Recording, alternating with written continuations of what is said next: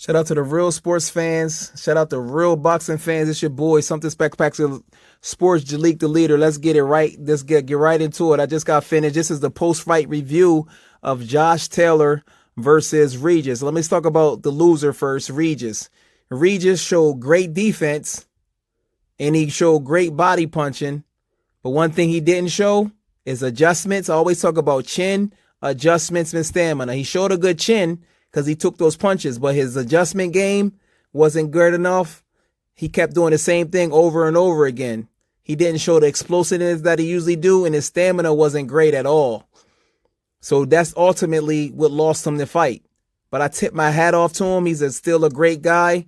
And just because you lose a fight, don't make you a loser. This is what happens when you fight in your prime and you fighting the number one and number two guy. May the best man win. So many times we don't get to see that because people are worrying about losses. So shout out to Regis Prograis. Now, at the end of the fights at around 11 and 12, he landed some shots too, and he showed his explosiveness. But he should have showed his explosiveness more instead of just waiting to a shot. So it was low key. His strategy was like low key. I'm a bob and weave, go to the body, land a shot, and then close. Because if you look at his previous fight, he closed in fast. Look at Joel Diaz fight. He closed in, boom, and get you. He's fast. But Josh Taylor, buddy, he showed chin. He showed stamina. He showed adjustments. He showed inside game. He showed outside game. And I give credit as due because I'm the first to admit it. I had it a 50-50 fight, and I said Regis will win off of a split decision. More like a unanimous, but you know how it would be a close fight, so they call it split, or how it is in the UK. Or I said maybe late round stoppage because Josh Taylor likes to fight from the crowd. But it looks like the gentleman, Josh Taylor, Titan Tornado, fought a very mature fight. And from the looks of it, but it's no longer the looks of it. I knew he was good coming into the fight. I was always nervous. I was rooting for Regis. But Josh Taylor, I give it credit where credit is due. I'm not a hater. I don't cap. But Josh Taylor is a very good fighter. He's very good. And he's only going to get better. Remember, guys, this is only his 16th fight. 16 fights. And he got 2 belts. He beat Ivan Baranchek, who's known as a puncher, and Regis Prograis, known as a puncher. And he beat Victor Postal. So you got to get his dude credit. He just outlanded Regis. His eye was swollen a little bit after the fight too. But he has a very bright future, and a great thing about him, he's kind of like Monster Inoue. He doesn't have a super big promoter, so I'm sure all the super big promoters throughout the world is trying to sign him so that he should be able to make him into a superstar. But one thing I like about him, he said he just wanted to do the best. It's not about the fame. So I don't know who he's going to sign with. I don't know if he's going to sign with Eddie. I don't know if he's going to sign with Heyman.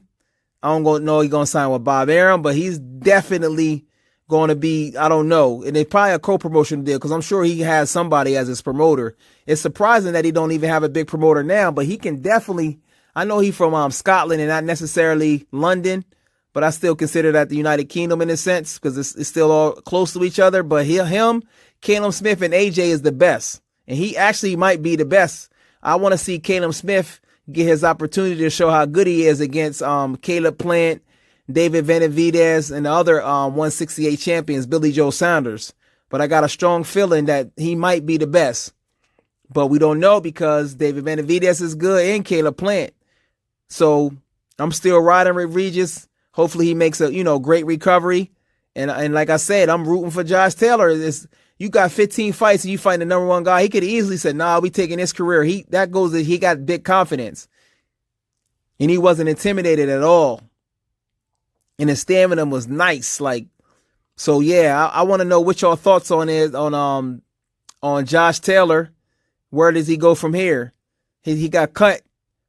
Should he go right into Jose Ramirez? Jose Ramirez is fighting in 4 months. November, December, January. He's fighting in 4 months. He's fighting Victor Postal. So should he take another tune-up fight and then go right into Victor Postal, or should he fight his mandatory, which I'm not sure whose his mandatory is because he got the WBA belt, and he's a super champion at WBA and the IBF. So I'm hyped for him, man. Like I like him, and I think Regis will recover, but I'm not sure what Regis will be able to do at 147. First, he got to work on his gas tank. He definitely has to work on his gas tank, and he definitely has to work on adjustments. If one thing isn't working, he's going to have to work on that for real. But Josh Taylor at 147, I like him. I like him in a lot of fights at 147. I would love to see him in there with Danny Garcia. I would love to see him in there, but they're going to promote him. You know what I'm saying? They're going to promote him. He got the UK following. He's got an exciting style, and he come to fight. So I tip my hat off to both fighters. Shout out to Josh Taylor, the new WBA IBF champion. Great adjustments, great chin. He has boxing skills, man. He creeping on that top pound for pound. If not top, he might be in a pound for pound now. I mean, shit, they got fighters on there. I'm like, nah, I think Josh Taylor from the eyeball test and these two big victories, I might have to put him in that top 10 pound for pound. But give me your thoughts, man. Like I said, it's Jalik the Leader, Something Spectacular Sports. We out of here. Peace.